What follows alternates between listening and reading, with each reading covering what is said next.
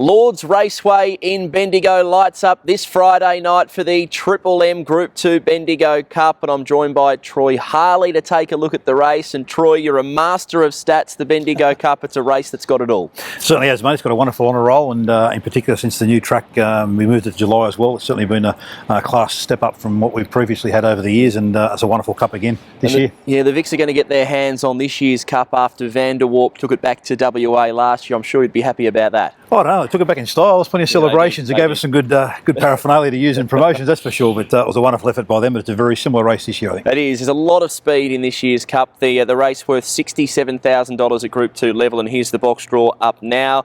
Starting with, I think, the key runner, the favourite, box number 2, Crimson VIXEN. I thought she was outstanding in her heat. We'll speak of that a little bit later on. Of the box draw, though, Troy, what do you make of it? I think Jabrina is an interesting runner.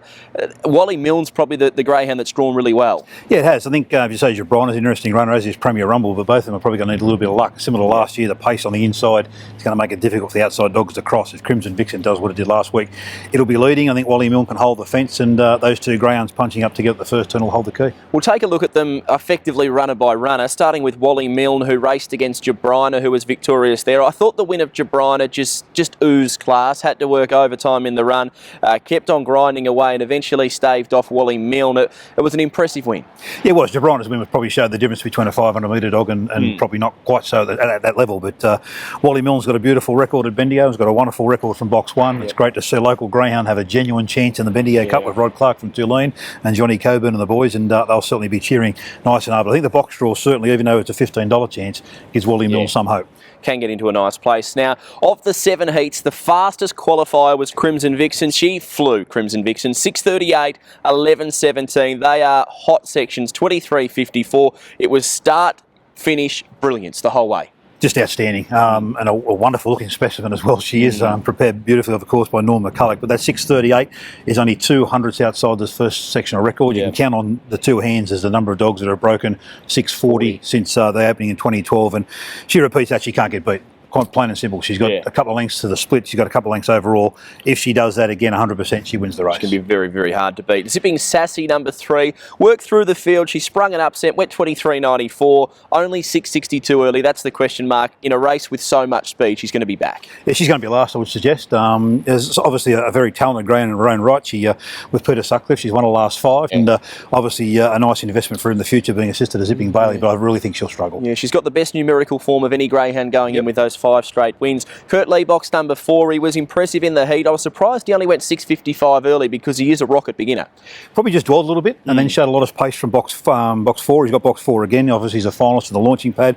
Glenn Rounds has got this ground going terrific. He's won 10 from 14.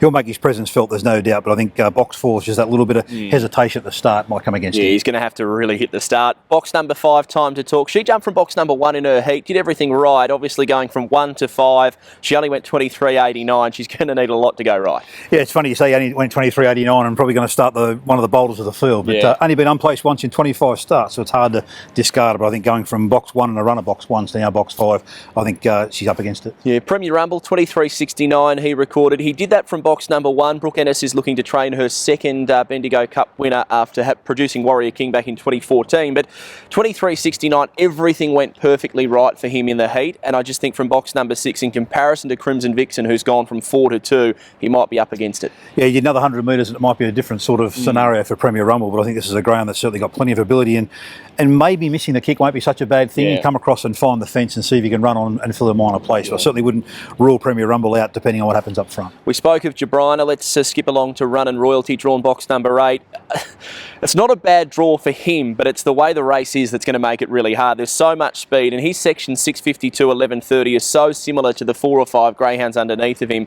He looks set to be posted 5 and 6 wide. Johnny Barbara is a wizard of a trainer, though, but this is going to have to be some sort of effort. It'll look like the start of a Miracle Mile harness race. I think there'll be 8 runners just going across to the first turn, and look, Running Royalty, another one. It's only been unplaced once in 27 starts. Johnny Barbara has won plenty of feature races at Bendigo. It would be nice for him to win a Bendigo Cup, but from box 8, going to have to do absolutely everything right. Yeah, no doubt. Kraken Lightning Damnation were the reserves. Let's get straight into selections now. The punters sitting there watching this, they're after your tips because you're the wizard, Troy. What do you like in the Bendigo Cup? But I've gone 2-1-6-3. Crimson Vixen, Wally Milne, Premier Rumble and Zipping Sassy. I just think if she repeats what she did last week, she can't be beat Crimson Vixen. I think Wally Milne had some wonderful value to the multiples and be holding the fence and be very hard to beat for the locals. Premier Rumble and Zipping Sassy, they're the two running on, but I think 2, 1, 6 and 3. Look, I'm going very similar. I think the price of Crimson Vixen's quite good. She's around about 270. I've gone 2, 7, 1 and 3. Crimson Vixen, look, she went really well throughout the Warrnambool Cup series. She showed terrific early speed there. I think she'll do the same. She's reliable, given she reproduces what she did here in the heats. I think she'll be winning. The second, I've gone 7, Jabrina. He's a classy race dog. He should run well. The third, I'm going 1, Wally Milne. I think the inside draw brings him right into calculation, as you said. And number 3, Zipping Sassy to round out the top 4.